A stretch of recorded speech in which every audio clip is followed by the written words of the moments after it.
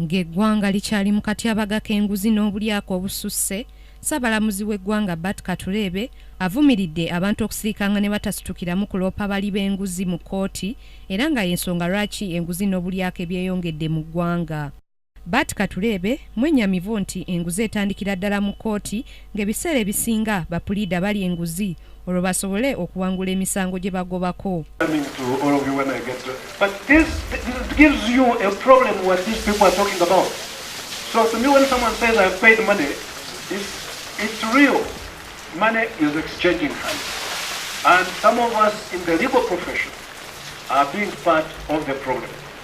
And we are not coming out openly. We are not coming out to solve a problem.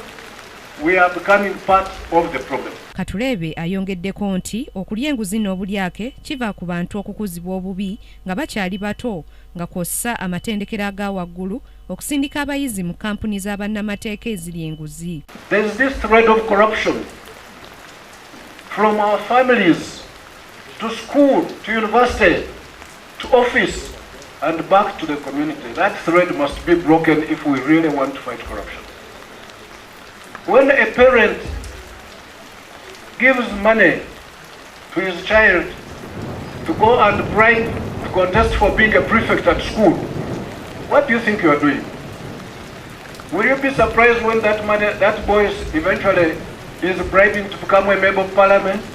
Advocate who packed 100 million shillings to bring it to a judge. You as Makerere, what have you done about it?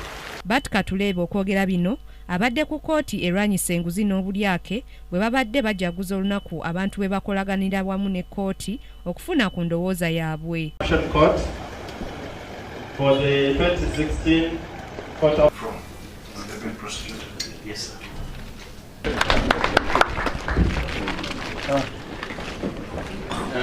Wabula bba abakungu abeetabye mu mukolo guno bategeezezza nti okumalawo enguzi mu ggwanga amateeka amakakali geetaagisa okuteekebwawo. To be able to reject and report corruption, we may have to overcome all sorts of fears, such as the fear of losing friends, creating enemies, being rejected and profiled.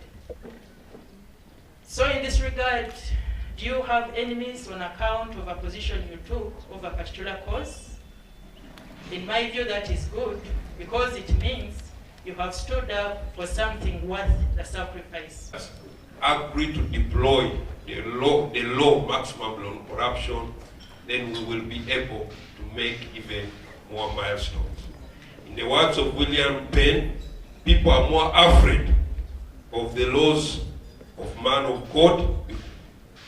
They are more afraid of the laws of man than of God, because their punishment seems to be nearest. The laws of man, their punishments are within. Grace Nantale Kakoza, Eka Cronald, KTV Amalindirire.